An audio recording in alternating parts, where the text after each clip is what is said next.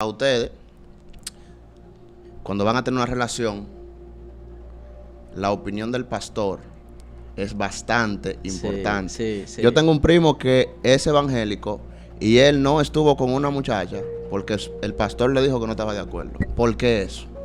Porque hay muchos pastores por emoción. No por emoción. Espérate. Por emoción, Feli, es porque No te puedo decir- yo conozco pastores en mi comunidad que no saben firmar su nombre. Ok, pero tú no puedes decir que por emoción, porque te voy a explicar por qué. Porque tú no estás en el corazón de ellos. ¿Por qué los cristianos evangélicos dicen que los católicos son del diablo? Ya la gente te está diciendo, oh Dios. ¿Vieron al morenito de los lentes transparentes? Estamos aquí. Bendiciones, familia. Bendiciones a todos nuestros hermanos católicos que están aquí. Estamos aquí. No puedo decir, estamos aquí. Cualquier disciplina, pastor, me la pone después. Arrecia, varón. En disciplina estamos nosotros porque nos visita nuestro hermano Félix Aquino. Así es. Estamos aquí activos. Es un hermano no católico. Es lo único que me gusta decir. Un hermano no católico, pero es mi hermano. Una pregunta, ¿por qué yo no soy católico? ¿Qué es lo que en sí significa católico? Yo sé que ustedes van a hacer la pregunta, pero respóndame esto para yo más o menos saber. Católico quiere decir universal, la palabra. Universal. Universal. Católogos. De la Católogos. universidad. Católogos. Ujú, de la Ok. universalidad. Ok. Entonces, porque la iglesia está presente en todo el universo. Es una iglesia Ok, universal. bien, está bien. Entendí, está bien. Mi jefe, todo suyo el escenario, mi jefe. Usted sabe que yo estoy contento porque te lo voy a decir en la cámara. Te admiro Sí. mucho, hermano. Gracias, De verdad, hermano, de verdad, gracias. de verdad. Cuando tú recuerdas cuando yo conocí el canal de Feli, te mandé el link, dije, wow, me gusta el contenido del varón aquí. Gracias, mi hermano, gracias. Hoy tenemos a Feli aquí. Por ahí viene un videíto que él confrontó al hermano aquí, haciéndole Me preguntas. puso a pasar vergüenza. No diga eso, varón, te defendiste como un gante, ¿lo oíste? Como un gante de la fe, te defendiste. Entonces, yo dije, él lo confrontó, vamos a confrontarlo ahora a él. Confrontando la revancha. Ah. Ok, está bien. Es pregunta de que nosotros no hacemos en base a los cristianos. Y Está yo bien. quiero empezar Dale. con una que siempre me he dicho, pero ¿por qué es que hacen eso? ¿Por qué es que la cosa tiene que ser así? Sí. Ustedes saben que para ustedes, cuando van a tener una relación, la opinión del pastor es bastante importante. Sí. Yo tengo un primo que es evangélico y él no estuvo con una muchacha porque el pastor le dijo que no estaba de acuerdo. ¿Por qué eso? Bueno, tú sabes que existe lo que es el evangelio, ¿verdad? Ujú. El evangelio es el mensaje, las buenas nuevas, las buenas noticias. El mensaje es el mensajero en sí mismo, que es nuestro Señor Jesucristo. Cristo vino a salvarnos. Básicamente ese es el evangelio, de forma elemental y sencilla. El evangelio es que Cristo vino a salvarnos de la perdición eterna. Mi comunidad ha tomado ese mensaje y lo ha estructurado con un sinnúmero de doctrinas y de rudimentos basados en algunas tradiciones limitados a nuestra moral personal, ¿me entiendes? Y ha construido en base a ese mensaje una religión que es a lo que la gente le llama evangélico, los evangélicos, ¿me entiendes? Pero en sí, el evangelio en sí no es una religión, es un mensaje. Per se es un mensaje, ¿cierto o falso? Eso es correcto. Es correcto. Usted es profundo, este varón. Es lo que tiene que prenderse más en Dios y así. Hasta que no te va haciendo Tú así. no lo has visto. ¿Él hace así? Ay. Sí, porque si él se Te voy a mandar sacude, video, está te voy a bien. mandar un videíto. Está bien. Entonces, básicamente, partiendo de ahí, partiendo de esa idea, se ha mezclado mucho lo que le agrada a Dios con lo tradicional, con lo que de cierta forma hemos adquirido de forma tradicional. Y en Latinoamérica principalmente, donde pues sufrimos de una cultura con poco contenido intelectual, cuando este mensaje llegó a nosotros, fue malversado por mucha gente, tal vez sin malas intenciones, tú ves, simplemente con la intención de que la gente se acercara a Dios, mezclaron esos principios morales, y entre esos principios morales está pues la autoridad de quien te enseña, ¿me entiendes? La autoridad de quien te enseña. Yo en la escuela tenía un problema, yo discutía mucho con los profesores. Adivina cuántas discusiones yo gané contra un profesor. Ni una. Ninguna. Piedra de huevo. Incluso hay un profesor que ojalá y vea este video, no creo que lo vea pero ojalá y vea este video, que él se jactaba de que me había desfifarrado en un tema ahí, que estábamos discutiendo en la clase. Pero obviamente, él es el profesor. ¿Quién le gana al profesor? Nadie. Ahora bien, ese día yo le hice un par de preguntas heavy que al otro día me vino con la respuesta. Tú sabes que yo dije como joven al fin, yo dije, mira, le di tan duro que lo mandé a estudiar. Real, lo mandé a estudiar, ¿sí o no? Claro. Exacto, él no va a decir que no, me fui a leer a mi casa a confirmar, no. Él no va a decir no eso sabía. en su ego, ¿me entiendes? No, claro. Entonces, en base a esa tradición, nosotros consideramos que la voz pastoral, muchos de nuestros hermanos consideran que la voz pastoral es prácticamente la voz de Dios. Lo que le agrada al pastor es lo que le agrada a Dios. En la iglesia en la cual yo crecí, en el tiempo en el que yo estaba, a mi pastor no le gustaba que los hermanos fueran sin corbata a la iglesia. Y muchos hermanos iban a la iglesia con corbata para que el pastor no se sintiera incómodo porque los hermanos no iban con corbata. Eso no tenía nada de malo, nada de pecado, pero era un asunto de esa tradición que nosotros tenemos. En el caso de las relaciones, escúchame que abundé demasiado. En el caso de las relaciones, se puede decir ese tema de la tradición, pero más bien yo he visto que en muchos de nuestros hermanos lo que hay es un comportamiento manipulador.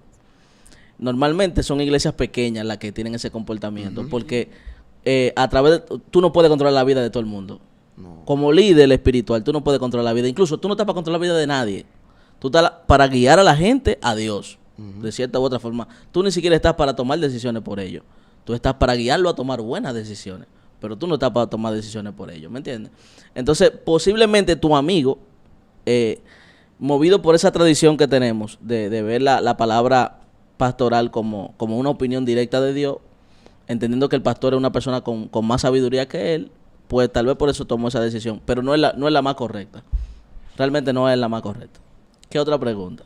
Hablando de los pastores, Ajá, por ejemplo, nuestros presbíteros, nuestros sacerdotes, sí, para ser sacerdotes tienen que pasar por un proceso de estudios claro. largo. El que menos dura. Lo voy a arreglar aquí.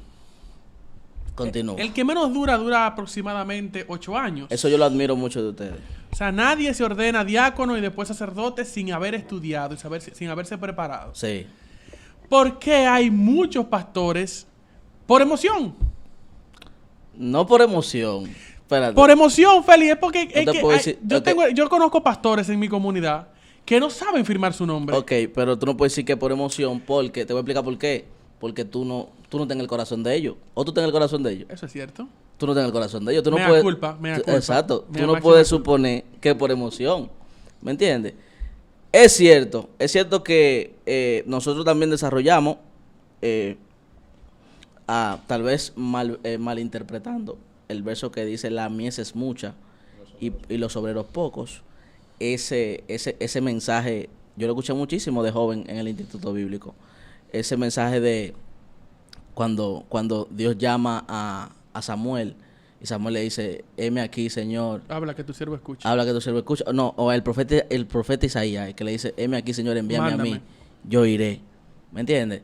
Eso nos apasionó muchísimo a nosotros. Nosotros cuando leíamos esos versículos, cuando alguien lo citaba, yo me acuerdo ahora y hasta se me engrifa la piel. ¿Por qué? Porque entendíamos que había una necesidad muy grande de Dios. Sigue habiendo. Sigue habiendo, obviamente, pero entendíamos que Dios no estaba buscando o no estaba enfocado en la gente que estuviera preparada, sino en la gente que estuviera dispuesta. Así lo interpretamos en un tiempo. ¿Entiendes? Porque había mucha gente que tal vez tenía cierto nivel académico y preparación, pero prefería trancarse en una carrera profesional y olvidarse del ministerio. Claro. Entonces, la visión no es el que esté preparado, es el que esté dispuesto y disponible. Y eso generó esa cultura de que muchos pastores, tal vez sin conocimiento, analfabetos, comenzaran a pastorear. Y Eso yo no lo digo podemos en decir. en el solo sentido, discúlpame, Félix, de que sean analfabetas, de que no sepan firmar, usé esa expresión ahí, pero lo digo en el sentido de que el que es pastor, tú mismo decías, está para guiar a la gente. Exacto. Pero para yo guiar una manada de chivos, yo tengo que saber cómo se guían los chivos. Exacto. Para poder guiar gente es más difícil porque la gente son totalmente diferentes. Esto no es una apología a ese comportamiento, pero quiero que también entendamos para que no hagamos un juicio incorrecto. Había una necesidad y la, Y igle- esa y gente la dio iglesia, respuesta. exactamente. O sea, Bien. eso es noble, eso es digno de aplaudir. Claro. Ahora bien, que trajo consecuencias negativas a causa de que esas personas no estaban preparadas. Incluso llegaron a predicar un mensaje donde le decían a la gente, no estudie, no oye, que todo eso, no ahorre cuarto, Exacto. no compre casa, que todo eso es para el anticristo, todo eso es del diablo. Exacto. ¿Tú entiendes? Todo eso, reconocemos que eso son cosas que de las Y cuales no que nos sentimos todavía hoy orgullosos. tenemos a muchos pastores en esa tesitura. Sí. Por eso admiro mucho a los pastores que se preparan, que organizan sus iglesias, Claro.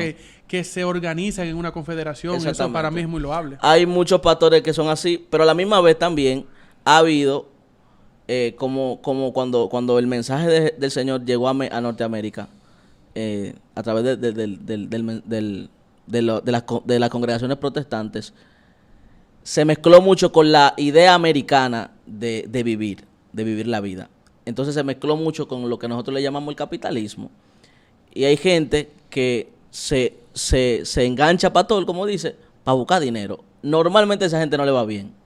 Por lo general. Ni consigue dinero, ni consigue nada. ¿Me entiendes? Normalmente. Y la iglesia tiene 5 hermanos. Exacto, pero normalmente, te lo digo porque también eso pasa en ese tipo de casos. Pastores que no se preparan ni nada y dicen, no, me voy a meter a pastor porque quiero comprarme un carro o quiero pagar una casa. ¿Tú entiendes? Porque ven esto como un método de ganancia. El apóstol Pablo reprende fuertemente, o da una reprensión a través de Timoteo, hablándole a Timoteo, sobre esas personas que ven este llamamiento, ¿cuál es la palabra? Esta vocación. Esta vocación como un medio para generar riquezas.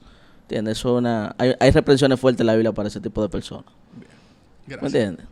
¿Estamos claros ahí? Sí. O sea, como abundamos mucho, el asunto es que como no había tanta gente disponible, mucha gente... Hubo que dar respuesta. Exactamente. Hubo que dar respuesta. dar- Eso ha pasado en la iglesia católica. También, Hay que dar ya. respuesta en un momento de emergencia. Continúe. Mira, yo soy católico. Sí. Porque yo crecí, mi familia es católica, yo crecí en esta fe. Sí. Y estoy aquí porque me gusta, me siento bien. Sí. Y yo estoy a favor, siempre lo he dicho, en 2 o 3 videos por ahí lo he dicho otra vez, como que no haya esa rivalidad entre evangélicos. El gusto mío fuera, tú eres evangélico, que haya un adventista. Cuando fuimos a Skylink Radio, en los comentarios, yo vi, principalmente a ti, mucha gente atacándote. Me atacan mucho porque yo no tengo... Pero continúa, disculpa. ¿Por qué los cristianos evangélicos dicen que los católicos son del diablo? Vuelvo nuevamente a la imagen que nosotros tenemos sobre los católicos en el sentido cultural. Tú sabes que por lo menos en nuestro país, en República Dominicana y en muchos países de Latinoamérica, muchos elementos de la liturgia católica se mezclaron con brujería y con todas esas cuestiones. Ujú. Entonces, de ahí nosotros comenzamos a interpretar que ustedes están los católicos, la religión católica está asociada con el satanismo y con la brujería, por ese comportamiento que vimos en Latinoamérica de personas culturalmente pobres, tú sabes, que comenzaban, que mezclaban elementos de la liturgia católica con la brujería.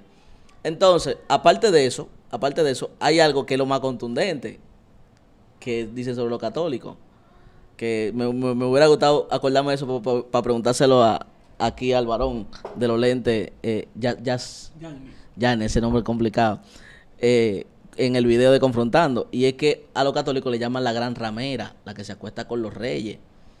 Hay una palabra en la carta de Apocalipsis que habla sobre una organización que se acuesta con los reyes, que hace asociaciones con las naciones más poderosas de la tierra y todo eso.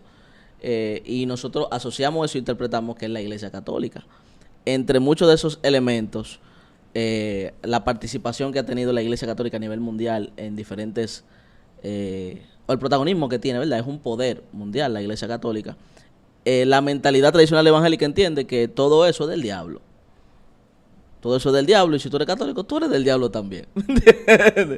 Normalmente, pero hemos entendido y hemos visto cómo dentro de la misma Iglesia Católica han habido ciertas reformas, ciertos movimientos, por ejemplo ustedes, que de alguna forma saben dividir las cosas que no le agradan a Dios de las cosas que le agradan a Dios sin perder su identidad como católico y tratan de agradar a Dios. ¿Cómo yo puedo decir que ustedes no son mis hermanos? ¿Me entiendes? Ahí sí te va para el infierno seguido. Exacto. Yo no puedo decir que porque simplemente tú tengas el título de católico, ya tú eres un diabólico, un qué sé yo qué. Igual que los evangélicos. Hay mucha gente evangélica que hace cosas malas. ¿Me entiendes? Yo tengo que marcar la diferencia en medio de ellos. Claro. Hay mucha gente evangélica que se va para el infierno también. Hay mucha gente evangélica que hace brujería. Brujería evangélica. ¿Tú entiendes? Entonces, por ahí es que va la cuestión con eso. Pero ayúdame con lo de la gran ramera.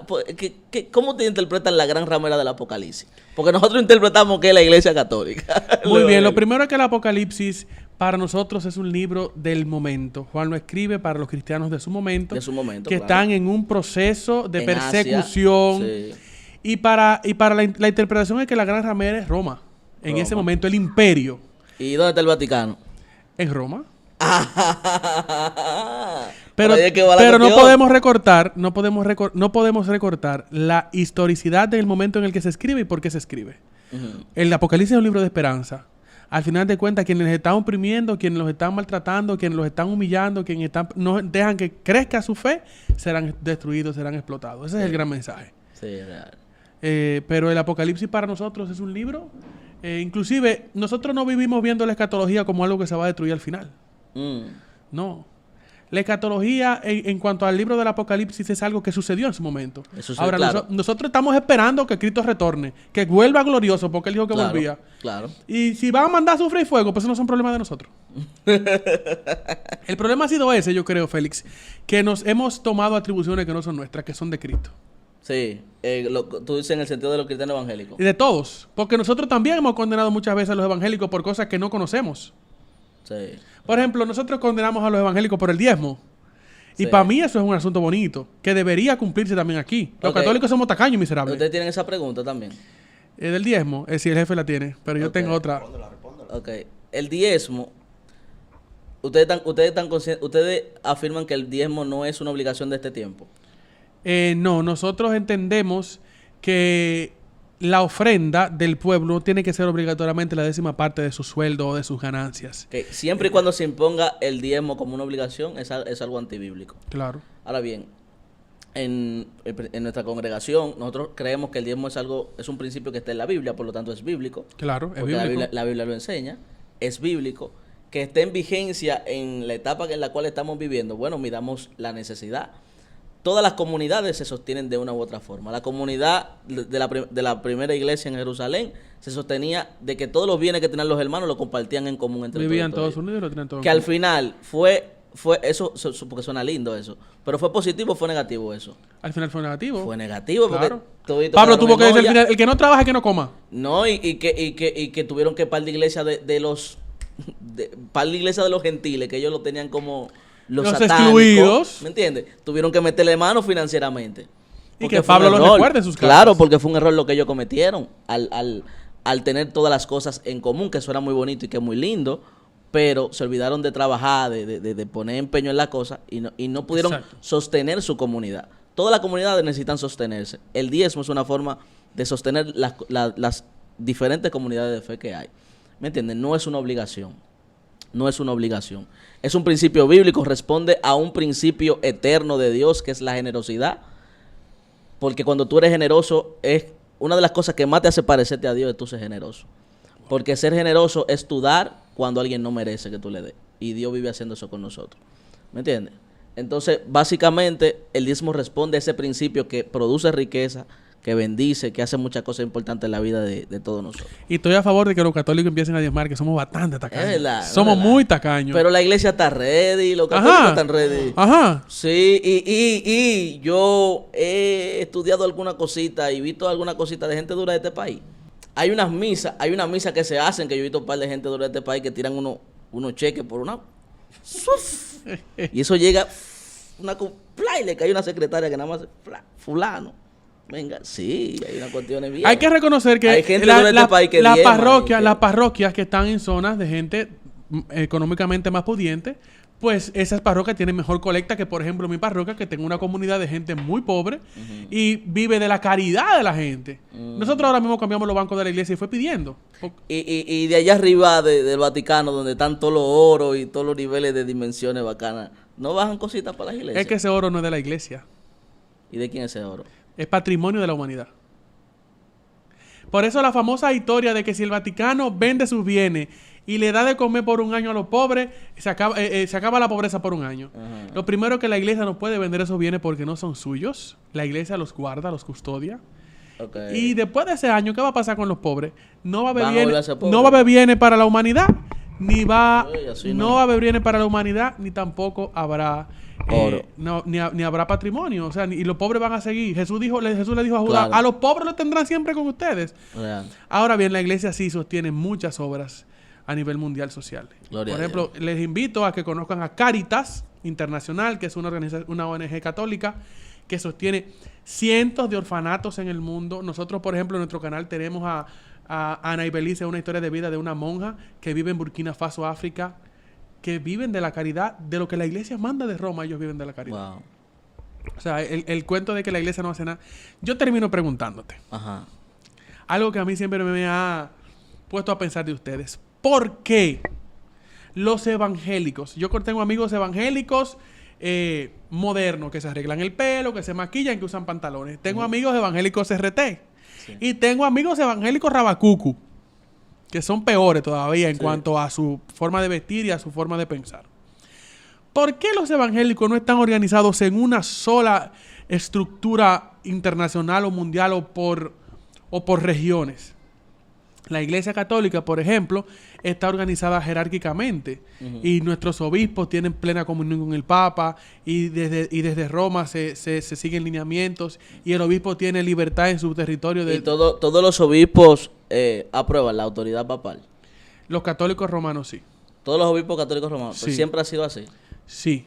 Pues yo tengo entendido Hemos tenido que cismas. al inicio, cuando comenzó la tradición papal, mucho no reconocía la autoridad papal. No. Al principio no fue así. No fue tan así. Y por eso hoy tenemos muchas divisiones dentro de la iglesia que la gente no la conoce. Están los católicos coptos, los católicos maronitas, los católicos del rito bizantino. Tenemos los católicos anglicanos, los católicos del rito copto, ya te los mencioné. Los católicos armenios. Entre ellos se reconoce al Papa como la autoridad de la Iglesia Católica Romana, pero no todos reconocen al Papa como la autoridad plena de la Iglesia. Aún así, ellos guardan comunión con la Iglesia de Roma. Ok. Aún así. Entonces, ¿Por qué no ustedes? es parecido ese escenario al de las iglesias evangélicas. No. Porque, entonces, ¿qué tú interpretas con lo de la iglesia evangélica entonces? Porque, por ejemplo, me explico. Nosotros, por ejemplo, estamos celebrando ahora justamente el tiempo del Adviento, que nos prepara a vivir la Navidad.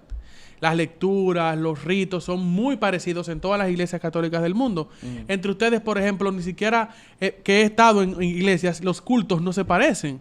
Claro. No hay una liturgia organizada en cuanto a eso. No estoy diciendo que tiene que haber un rito que si se sale, se daña. Tenemos muchos padres católicos que violan el rito y hacen lo que les parece y como les parece. Y celebran hasta de calzo la misa. Pero me refiero a que ustedes no tienen a nivel general una estructura como que los rija.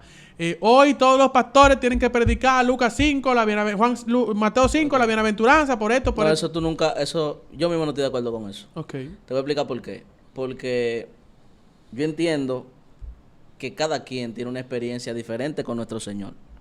Y que nuestro Señor trata de diferentes formas con cada quien. Por ejemplo, cuando tú lees la carta a los hebreos, ¿quién fue que escribió la carta a los hebreos? No hay un autor definido. No hay un autor definido, pero tú interpretas que es una persona que tiene mucho conocimiento de la cultura judía Sí, por lo que habla. claro que sí. La carta a los hebreos no es una carta pastoral, es una homilia, es una predicación escrita. Ujú. Entonces, el que envía la carta le está enviando un mensaje de esperanza y de fuerza a esos hermanos que estaban por descarriarse porque lo estaba persiguiendo Nerón. Exacto. Nerón le estaba cayendo atrás Le como estaba el dando a la diablo. mamacita. Le estaba dando en la madre Nerón a todito. Entonces, le hace una prédica para decirle simple y llanamente que permanezcan en el Señor y que no se descarríen. Pero ¿cuántos elementos de la liturgia judía, de la tradición judía y de la religión judía tuvo que usar para que ellos entendieran el mensaje que le estaba Muchos. diciendo de que Jesús era superior al judaísmo en sí? Muchos. Muchos. Todos los elementos, en realidad. Exacto. De igual forma, cuando tú ves que Pablo trata con Timoteo le habla de los atletas, le habla de la milicia, le Porque habla era un de, muchacho joven. le habla de cosas relacionadas a su contexto de vida y a su cultura como griego. ¿Entiendes lo que te estoy diciendo? Claro que sí. Porque cada quien, Dios se le revela a cada quien como le sea necesario a esa persona. Y es por eso que yo entiendo que de una forma X Dios se le revela a los pentecostales, de otra forma se le revela a los bautistas, de otra forma se le revela a los católicos, de otra forma se le revela a los adventistas. Y por eso entiendo que no tenemos que estar unidos en ese sentido de liturgia y de formas, pero debemos de estar unidos en amor y en respeto. En eso sí. Y ahí sí entiendo que sí hemos fallado. Nosotros muchas veces hasta nos aborrecemos entre nosotros. Me duele mucho a veces eso, entre Sí. los mismos evangélicos de una misma comunidad que no... Sí, exacto. No, y que esto guardan el sábado, y que esto, que yo cuánto, eso, yo lo veo mal eso. Yo creo que debemos de estar unidos en amor, respetando las creencias de cada quien y la experiencia de cada quien con Dios. Que es lo que siempre he dicho del tema del ecumenismo. Mm. Yo creo que hay más puntos que nos hacen A mí estar me unidos. acusan de ecumenista. Yo no he estudiado profundamente. Creo que ecuménico viene de común, ¿no es? Ajá. De cosas en común. De ecumenes, sí. que Entonces, puede- si en común tenemos que amamos a Jesús y estamos de acuerdo en eso, yo no entiendo por qué yo tengo que pelear contigo porque tomes a Jesús de una forma diferente a mí. Exactamente. Para que quede claro eso, el tema del ecumenismo no es un punto en el que nosotros podamos estar unidos en lo que pensamos y vivimos, sino en lo que nuestras diferencias religiosas pueden encontrarse. O Exacto. sea, el Cristo de tu iglesia no es diferente al de la mía.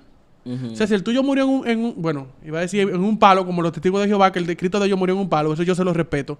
Pero el Cristo de tu iglesia y el de la mía murió en una cruz y me salvó en una cruz. Ujú. Y fue con su sangre, y dice el apóstol Pedro, parafraseando al profeta Isaías, que por su llaga hemos sido sanados. Es el mismo Cristo. Ujú. Y yo creo que en esos puntos donde convergemos podemos encontrarnos. Ujú. Claro. Y nos Yo hace, estoy de y nos va a acuerdo. enriquecer más. Estoy de acuerdo 100% con ese punto. Y por eso te digo, entiendo que la experiencia de Dios con cada quien es diferente. Y por eso entiendo que no tenemos que tener una liturgia como general o una forma general de hacer las cosas.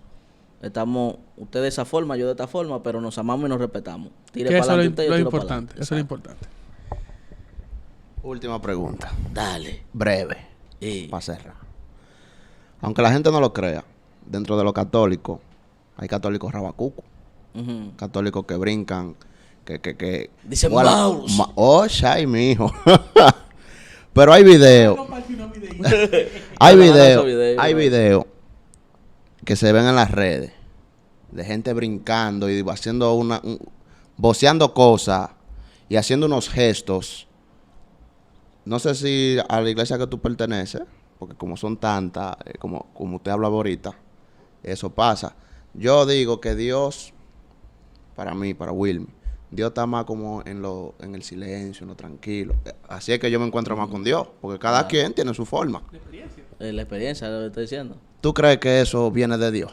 Esa brincadera y ese wow, wow, wow, wow. Yo creo que cualquier cosa que tú hagas para expresar tu fe de una forma que glorifique a Dios, que no genere confusión, que no le haga daño a otro, Viene le de agrada a Dios. Ya. Yo pienso eso. ¿Qué te digo? A mí me gusta esa locura. No, yo te he visto en un par de videos. A mí me gusta mi locura. Sí, tal vez hay cosas que yo entiendo que no son necesarias y que no se deben hacer en cierto contexto. Por ejemplo, yo no veo la necesidad de que tú tengas una campaña al aire libre y te ponga Icuatamazoca Maguanay Soneima, güey, ¿qué tú dijiste? Y te digan, no, yo no sé lo que dije, pero estoy en el espíritu aquí, varón, estoy prendido en Dios. No tiene sentido, porque tú estás generando confusión en la gente. Claro. Ya, aquí la gente ya está tan impuesta que la gente ya ni se confunde. ¿Me entiendes? Pero tú estás generando confusión en la gente porque la Biblia claramente enseña de que el que habla el lenguaje y no lo interpreta no está haciendo nada. No está haciendo nada y lo que está es confundiendo al que no entiende la lengua. ¿Me entiendes? Pero cualquier cosa que usted haga para agradar a Dios, que no ofenda a los demás, que no tampoco genere confusión, yo veo que está Ni que bien. escandalice. Ni que escandalice. Porque hay cosas que yo no apruebo. Por ejemplo, yo he visto gente que se lastiman en ellos mismos Ujú. y que se golpean y cosas. Yo no digo que eso es una tradición de la iglesia católica como muchos evangélicos, porque hay muchísima gente de otras religiones que también lo hace. Sí. ¿Tú entiendes? Es como un asunto de... Los monjes católicos al inicio de la vida monástica tenían una disciplina en sus habitaciones que cuando se sentían en pecado, cuando se sentían, se azotaban con la disciplina ellos mismos. Yo tengo un amigo monje, aquí hay una comunidad de monjes en Jarabacoa, que aunque ya ellos no se laceran con la disciplina, pues la siguen teniendo en las habitaciones como un recuerdo de sus hermanos que lo hicieron. Bueno. Nada, Félix. No, bendiciones, mi gente. Gracias por la invitación. Gracias. Y seguimos aquí. Suscríbanse a este canal, actívense con esta gente. Eso sí yo he visto en ustedes los católicos que me quilla. Ustedes no se apoyan entre ustedes, los católicos. Este canal es el vivo ejemplo de eso. No, eso está mal, loco. Venimos- Eso sí. Tengo esa queja contra un evangélico, ese es el título. Un evangélico se queja con los católicos. ¿Por qué no se apoyan? Ahí Mi hermano, gracias, gente. Suscríbanse, ya Félix lo dijo. Apoyémonos más. Un evangélico tuvo que Sí, venir a decírnoslo. claro, Apoyémonos. Apóyense. Bendiciones, mi gente.